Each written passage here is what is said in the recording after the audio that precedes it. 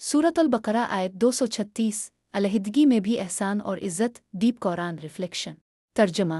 अगर तुम औरतों को इससे पहले तलाक दे दो कि तुमने उन्हें हाथ लगाया हो या उनके लिए महर मुकर्रर किया हो तो तुम पर कोई गुनाह नहीं, मगर उन्हें कुछ ना कुछ फ़ायदा ज़रूर दो, खुशहाल अपनी हैसियत के मुताबिक और तंग दस्त अपनी हैसियत के मुताबिक।